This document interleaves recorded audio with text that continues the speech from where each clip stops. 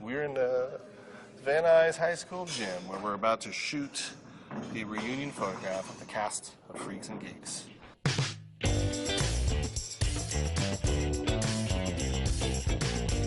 This is the first time the cast has been together in the same room, all of them, since the year 2000. We're excited, because I don't think this will ever happen again. This will never happen again. Judd Apatow is a very powerful man. And when I send out emails inviting people to a thing, I get a lot of no's or non-responses. When Judd says, hey, I want to do a Vanity Fair issue, people who didn't even know him show up to help out. Yeah. There's a lot of people here today. Everybody. I mean, everybody. Everyone made time. Except Fee. Yeah. That's right. What a creator. Whatever. What a jerk. What a shooting a movie in New York on the weekends. Paul Feig really wanted to do a show about these type of kids, and at the time there weren't shows like that. They were mainly about, you know, really handsome kids and their romances. It was a very different approach to teenagers than what was happening at the time on television. I think it was ahead of its time. I think it was too. You know, most great art is only appreciated later on. It was just an amazing show, but I mean, yeah, with all of Judd's success. And look at all the actors who came out of Freaks and Geeks and then went into movies and brought their personalities over with them. It's just an incredible group of people. That was the heartbreaking part about it when it was canceled, is, you know, we knew that they were special and we wanted to make a lot of television with them, and we weren't allowed to. It's one of the good moments in our business when you can celebrate something way down the line.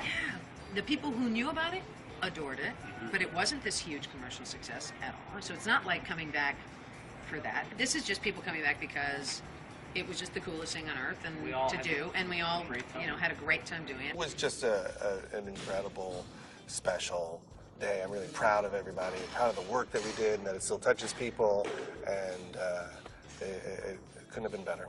Thank you, Vanity Fair, because it cost you a lot of money to make me emotional.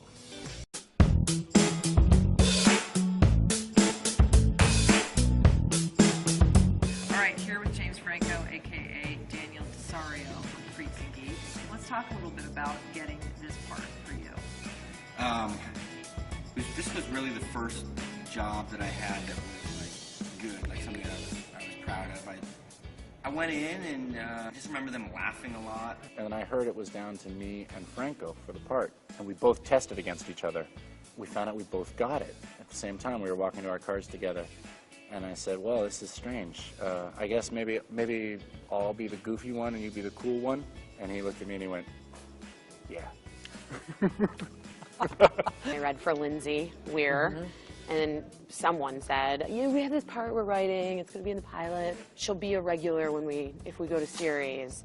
And I went outside and like had 5 minutes with it and went back in and read it, and then didn't hear anything. And then 2 weeks later, my agents were like, "Yeah, they want you to do that part." Yeah, I thought that there was probably no chance that I would get cast in the part, and so I just was thinking, oh, at least maybe they'll think I'm a good actor, and then I'll get a part in something else somewhere else along the line. And when I got the part, I was so excited. Freaks and Geeks was like the second audition I ever went on as an actor in my life. So I had like no experience, but I just remember thinking Siegel and Franco really seemed to know what they were doing. Where do you think Kim Kelly would be now? They should probably be like working in a bank as a teller. Probably working at like a gas station or something like that. She probably had like a kid, maybe got divorced. Probably, you know, has a healthy like drug and alcohol habit, I would imagine. Maybe she's on her second marriage. Probably divorced. Maybe third. Who knows? I don't know. And how was Judd? You have a good story for yourself with Judd? We were all really scared of him then, honestly. He seemed kind of intimidating. No, he wasn't intimidating at all. He wasn't as happy then. He instilled this idea that you can just do it if you try. He was kind of like a more grim dude. It's neat to have someone who just kind of forces you to be your best. He was just tired and his back hurt all the time. They were so nice. I didn't think he liked me very much. Like, I didn't think like he liked me in particular, honestly. Well, you guys have, the whole cast is kind of amazing. It's gone on and just done a million other things. But you all seem to still identify with Freaks and Geeks, or as a freak and a geek. I mean, do you think you have that card still, or have you lost it? I think I'm still somewhere in the middle, feeling uncomfortable. So a decade. Nothing's changed. I don't know. No, I'm like a mom, and I'm somebody's mother. I'm so not cool anymore. I try real hard. Yeah.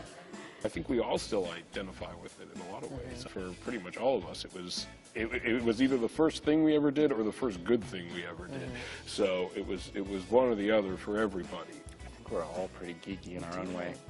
Yeah, that's kind of what made us different, I think. Paul Feig really wanted to do a show about these type of kids, and at the time there weren't shows like that. In that sense, Paul was ahead of his time because a lot of the cultures embraced geek.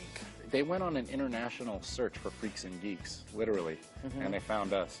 You know, they had a script, but they weren't really looking for people that fit the characters in the script exactly. They were, I guess, looking for people that they liked and whose personalities they could build on. I don't think we all became successful because we're super, super talented, though we are. I think it's because Judd launched into this Monte Cristo-style revenge, where the network canceled the show, and Judd said, "Oh, really?" and decided to prove that we were all worthy of having that show, and made us all famous. Hey, I'm John Daly. I played Sam Weir on Freaks and Geeks. I'm Sam Levine. I played Neil Schreiber. Good job, guys. It's Martin Starr. He played Bill Hammer, Chuck, right? Thanks, Sam. No problem.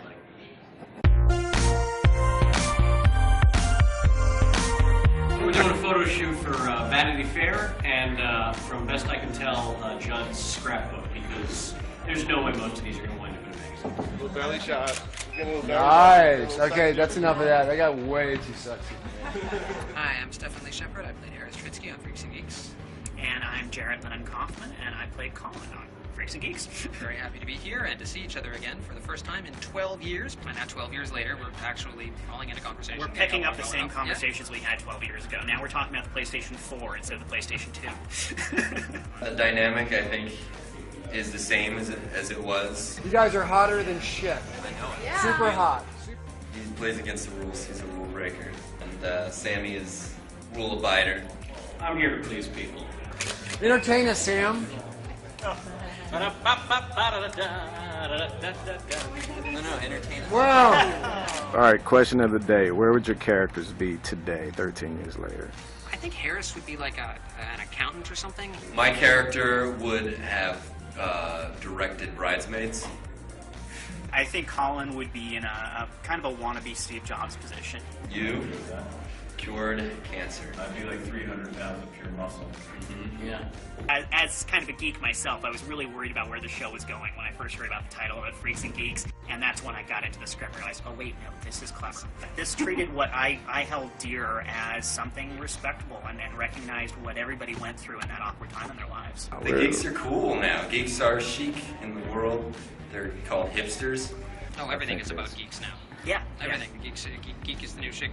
It's been great to be back here and relive old memories and catch up with old friends. And seeing all the people I knew from that time, friends I haven't seen in 12 years, a few I've seen maybe a few years sooner than that, but yeah, it's amazing. The kids look great, all of them. Everybody looks amazing. I mean, yeah, they look good. Even Martin, who's pretty nerdy on the show.